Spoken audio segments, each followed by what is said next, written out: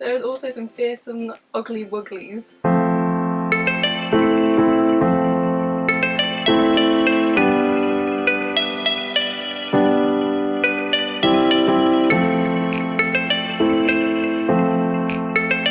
Hi guys, I'm Hannah and welcome to my channel. Today I'm going to be talking about the top 10 classic children's books. So my chosen top 10 books are some that are quite well known and then some that are not as well known. I thought that might make it a bit more of an interesting selection, so let's get started. So we'll start with quite a universally well known book, which is The Secret Garden, and this is a really lovely edition with really nice illustrations.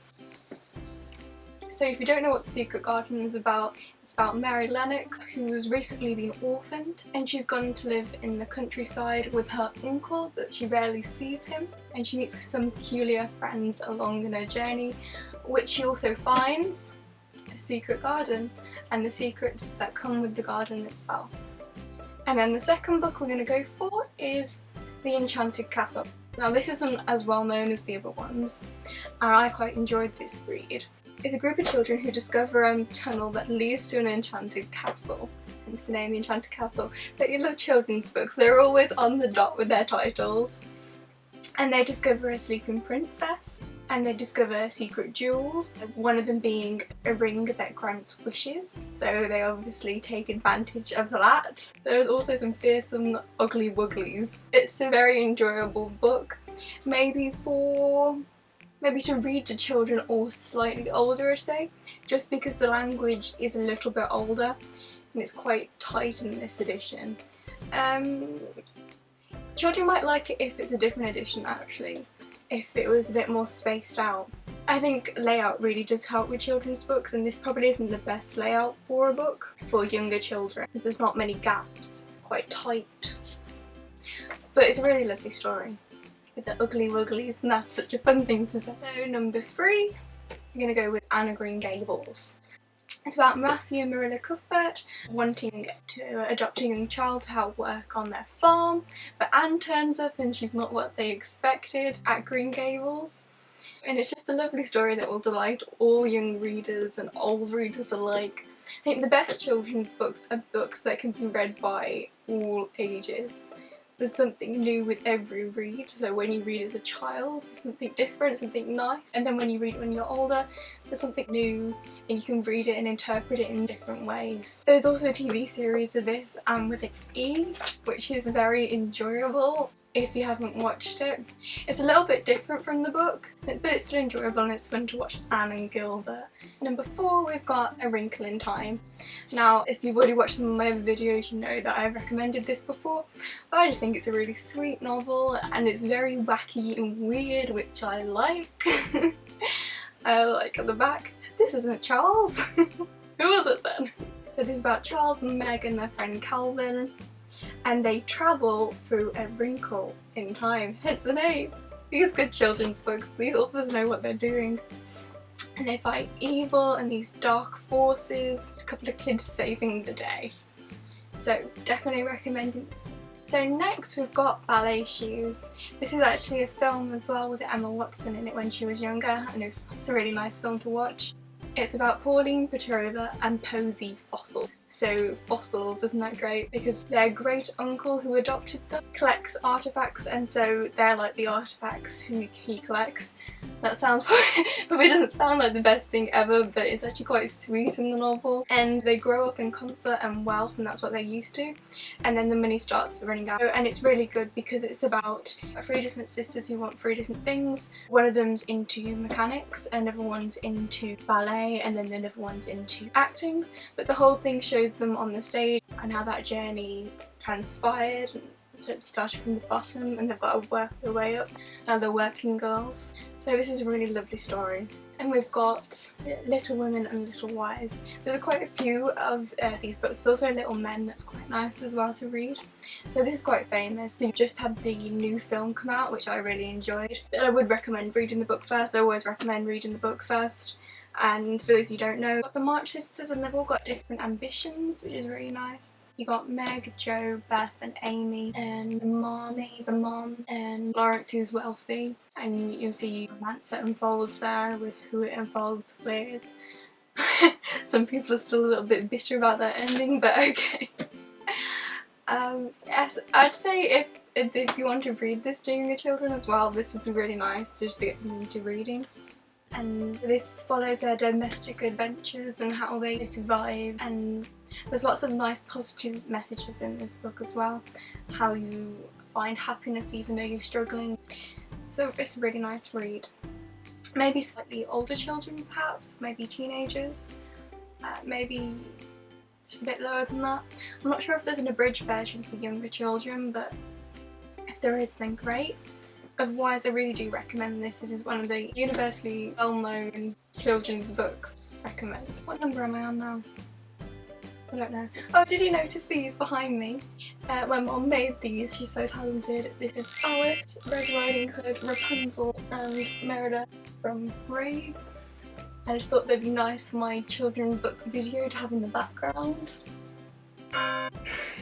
This is the most recent one she did. She's really cute.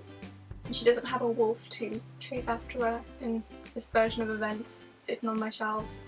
Unless my mum makes one and then we're in a bit of trouble. Actually we are in a bit of trouble. The water system in my household went, so we couldn't flush the toilets and it was just nasty. We couldn't even have, we couldn't let the plug out of the bath, so we had to leave all the water sitting there. But we finally got it fixed yesterday. Oh. Not pleasant memories. I still have this smell in my nose. Oh, and I've got Mary Poppins hat there, if you've noticed before or not. Anyway, so I think this is the 7th book. I should have wrote these down because I can't remember. But Alice in Wonderland. This is just everyone's favourite, and I love this edition as well. Most of these I found in charity shops actually, pre-lockdown. My charity shops here haven't opened yet, so it's a bit distressing. And like I said, it's the layout with children's books that makes it easier and more comfortable for children to read. I always recommend Alice in Wonderland, mainly because I'm the biggest fan of Alice in Wonderland in the world. What do I have? I even have a calendar right next to me that's Alice in Wonderland. It's really cute. We're in July. How are we in July? Oh, and I have Alice right next to me. I could have just reaffirmed my point with Alice. Then next we are going to my favourite of all time. This is what I call my happy book. Whenever I'm feeling sad or depressed, this is what I always go to read. And that is, I've got 2 editions because I love it that much. The Little Prince. I've even got a little light up rose in the corner somewhere. It's a little bit sad, but I don't care. So The Little Prince is about a little prince, with the title, is about a little prince who goes on adventures to different planets, but on his planet he had his rose, and then when he's visiting other planets he misses his rose. It's about what's left behind, forgotten, and there's really nice imagery and loads of interpretations to this. So you get most of the adults as the bad guys, sort of, who have forgotten their childhood and they're just obsessed with like material things, like counting the stars, trying to collect them. There's actually a film, it's based on the book, so they read the book throughout the film, and then there's an additional plot as well, and I actually quite like that because it's quite a good plot they've added on top and it still fits within the novel. Usually I don't like it if they mess around too much with it, but it was actually really good. And it's an animation and it's the same sort of illustrations as this, which is nice to see replicated. It's a really nice book. This is my happy book. I always have a happy list of books whenever I need them. I think everyone needs a happy list. And then number 9, I'm only including this because I love The Little Prince so much, and that's The Return of the Young Prince. And this is written by a different author, but it's a sort of a continuation of The Little Prince. I think he's slightly older if I remember correctly, but I wouldn't recommend this for little children. I'd say this is more for an older audience just because there is a lot more philosophical ideas in here. There's a lot of talk about God and what's out there in the universe, so it's not a light read, but it's very interesting if you want to study it. I'd say if you going on a tangent here, but if you wanted to analyse a book, say if you're a student, or you just want to do a paper on it. This is really off topic, but I'd say this is a really good book to do it on. If I get to choose a book in my final year, this might be one I choose to go into detail on, analyse word line by line, just because it's a really good one to go into depth about. Anyway, so number 10, finally wrapping up, is A Little Princess. This is beautiful, and look, just so pretty. This is about Sarah, and this is in the wartime, and she gets dropped off at this all-girls school, and something happens. She loses all her money and she ends up working for the school, and her teacher is really nasty and vicious, and she makes her a servant, and you go along with Sarah's journey and how she remains positive. This is the most positive little girl I've ever seen in a book. Maybe Pollyanna beats it. I was going to include the Pollyanna book as well, but I haven't read it. I've watched the film and I absolutely loved it. It's with Hayley Mills. I've got a Hayley Mills thing on at the moment. I've just watched The Moon Spinners and that was really delightful as well. But with The Little Princess, this is the same author as The Secret Garden as well. It's so sad but so positive. This is how you'd want to act in a really bad situation. I believe books can greatly influence you, and this really influenced me.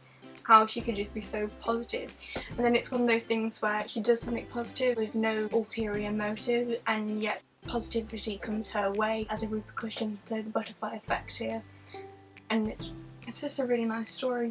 Okay guys, so that is my top 10 children's classics recommendations. If you like this video, subscribe down below, and thank you so much for watching. Read, be happy and stay safe. Thank you.